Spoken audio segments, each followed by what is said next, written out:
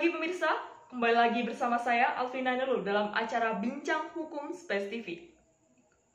Negara kita, negara Indonesia, merupakan negara hukum dengan peraturan yang berasal dari berbagai sumber, Undang-Undang Dasar, TAP MPR, dan undang-undang serta lain sebagainya. Untuk itu kita perlu tahu bagaimana tata urutan dan kedudukan dari peraturan-peraturan tersebut. Manakah yang lebih tinggi kedudukannya, manakah yang sebaliknya. Untuk mengupas tuntas hal tersebut, pada kesempatan pagi hari ini saya telah mengundang seorang narasumber hebat, yakni Dr. Raden Roro Sinta, SH.MH. Baik, selamat pagi Dr. Sinta. Selamat pagi. Baik Dr. Sinta, seperti yang telah saya singgung di awal tadi, pada kesempatan pagi hari ini kita akan bicarakan terkait dengan tata urutan dari peraturan perundang-undangan. Di sini saya memiliki beberapa pertanyaan dokter. Yang pertama adalah, peraturan apa yang mendasari dari tata urutan peraturan perundang-undangan ini? Baik, dalam pasal 5 Undang-Undang Nomor 12 Tahun 2011 terdapat beberapa asas dalam pembentukan peraturan perundang-undangan. Adapun asas-asas tersebut yang pertama adalah kejelasan tujuan, lalu ada kelembagaan atau pejabat pembentuk, ada kesesuaian antara jenis dan hierarki, dapat dilaksanakan, kedayagunaan dan kehasilgunaan, kejelasan rumusan, dan yang terakhir adalah keterbukaan. Berikutnya Dr. Sinta, apa definisi pasti dari peraturan perundang-undangan dan apa saja unsur mutlak di dalamnya? Berdasarkan undang-undang yang telah saya sebutkan tadi, peraturan perundang-undangan adalah peraturan tertulis yang memuat norma hukum, mengikat, dibuat dan ditetapkan oleh lembaga atau pejabat yang berwenang, serta melalui prosedur yang sesuai dengan peraturan perundang-undangan.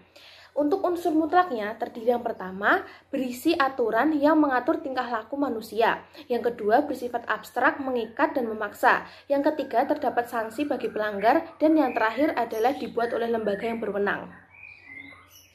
Oh, berarti karena hal-hal yang ada dalam unsur mutlak tersebut sehingga semua orang tidak bisa bertindak semaunya gitu ya dokter ya? Iya, betul sekali. Lalu Dokter Sinta, sejauh dari pengetahuan saya, biasanya peraturan ini memiliki landasan seperti misal landasan yuridis, landasan sosiologis, dan lain-lain. Nah, untuk yang sedang kita bahas pada kesempatan kali ini, landasannya apa saja ya dokter? Baik, terdapat 3 landasan di sini. Yang pertama adalah landasan filosofi, yang kedua adalah landasan sosiologis, dan yang terakhir adalah landasan yuridis. Di sini kita akan membahas landasan yang pertama terlebih dahulu. Yang pertama adalah landasan filosofi. Landasan filosofi ini bermaksud bahwa peraturan perundang-undangan harus sesuai dengan nilai-nilai yang ada dalam Pancasila. Dan yang kedua adalah landasan sosiologis, di mana peraturan perundang-undangan ini harus sesuai dengan keadaan atau kenyataan yang tumbuh di dalam masyarakat. Dan yang terakhir adalah landasan yuridis, di mana landasan ini bermaksud bahwa peraturan perundang-undangan harus memiliki asas legalitas atau dasar hukum dalam melakukan prosesnya. Berikutnya dokter, kami ingin tahu terkait dengan asas-asas pembentukan dari peraturan perundang-undangan ini. Bisa tolong dijelaskan? Baik, dalam pasal 5 Undang-Undang Nomor 12 Tahun 2011 terdapat beberapa asas dalam pembentukan peraturan perundang-undangan.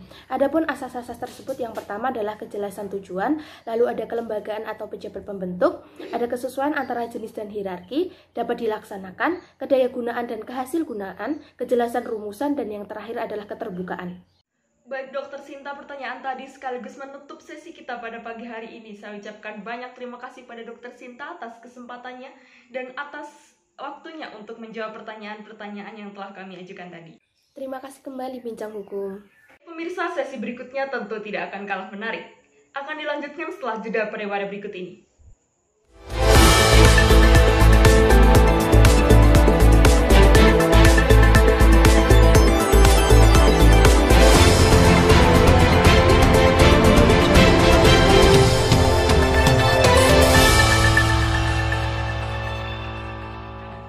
Di sini saya telah mengundang 2 narasumber hebat, yaitu Profesor Yogi Adi SH.MHum dan Ibu Nazla Azina SH.MH. Selamat pagi Prof. Yogi dan Bu Nazla, sehat Pak Bu? Selamat pagi, alhamdulillah sehat walafiat. Selamat pagi, saya juga sehat. Baik Prof. Yogi dan Bu Nazla, di sini saya telah menyiapkan beberapa pertanyaan. Yang pertama adalah untuk Prof. Yogi. Baik Prof. Yogi, bagaimana hierarki dari tata urutan peraturan perundang-undangan ini jika kita melihat dari dasar peraturan yang ada? Jadi kalau kita lihat berdasar pasal 7 UU nomor 12 tahun 2011, itu peraturan perundang-undangan terbagi menjadi 6 tingkatan. Yang pertama adalah Undang-Undang Dasar Negara Republik Indonesia tahun 1945. Yang kedua adalah ketetapan MPR. Yang ketiga adalah Undang-Undang Pengganti atau Peraturan Pemerintah Pengganti Undang-Undang. Dan yang keempat adalah Peraturan Presiden. Yang kelima adalah Peraturan Daerah Provinsi. Dan yang keenam atau terakhir adalah Peraturan Daerah Kota Madya atau Kabupaten. Boleh dijelaskan satu persatu, Prof, terkait dengan masing-masing peraturan yang telah Prof Yogi sebutkan tadi? Baik, saya jelaskan satu persatu ya. Jadi yang pertama itu adalah Undang-Undang Negara Republik Indonesia tahun 1945. Itu merupakan peraturan perundang-undangan paling atas. Itu berarti semua peraturan perundang-undangan yang ada di bawahnya tidak boleh bertentangan atau bertolak belakang dengan Undang-Undang Dasar Negara 1945. Yang kedua itu ada ketetapan MPR, yang mana peraturan perundang-undangan adalah bentuk keputusan MPR dan itu bersifat mutlak.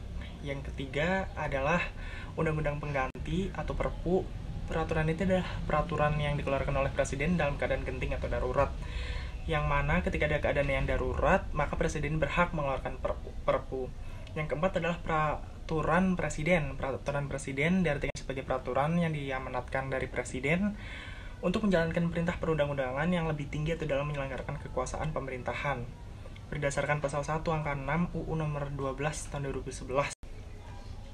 Yang kelima adalah Peraturan Daerah Provinsi, yang mana peraturan yang dibuat oleh pemerintah provinsi bersama dengan DPRD provinsi untuk digunakan dalam ruang lingkup daerah provinsi tersebut. Dan yang terakhir adalah Peraturan Daerah Kabupaten atau Kota Madya, peraturan yang dibuat oleh pemerintahan kabupaten atau kota bersama dengan DPRD kabupaten atau kota untuk daerah tersebut. Baik, terima kasih Prof Yogi. Selanjutnya, saya ingin bertanya terkait dengan peraturan-peraturan biasanya memerlukan prinsip dalam pelaksanaannya. Bu Nazla, apakah benar begitu, Bu? Betul sekali. Lalu Ibu, apakah bisa dijelaskan bagaimana prinsip-prinsip yang ada dalam tata urutan peraturan perundang-undangan ini? Untuk prinsip ada 6. 1. Peraturan yang lebih tinggi dapat dijadikan pedoman dasar hukum bagi peraturan yang ada di bawahnya. 2. Peraturan perundang-undangan harus bersumber pada dasar hukum pada peraturan perundang-undangan yang lebih tinggi di atasnya. 3. Isi atau muatan peraturan perundang-undangan yang lebih rendah tidak boleh bertentangan atau menyimpang dengan peraturan perundang-undangan yang lebih tinggi tingkatannya.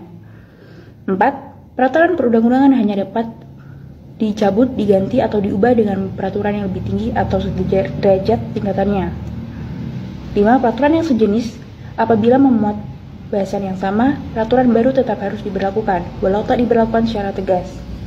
6. Peraturan yang memuat pokok materi khusus harus diutamakan dari peraturan yang lebih tinggi. Jenis peraturan perundang-undangan selain yang dijelaskan di atas juga tercantum pada pasal 7 ayat 1, mencakup peraturan yang ditetapkan oleh 1 MPR, 2 DPR, 3 DPD, 4 MA, 5 MK, 6 BPK, 7 KY, 8 BI, 9 Menteri, 10 badan, 11 lembaga, 12 komisi setingkat yang dibentuk dengan UU, 13 DPRD provinsi, 14 gubernur, 15 DPRD kabupaten atau kota, 16 DPRD kabupaten atau kota, 17 kepala desa atau yang setingkat.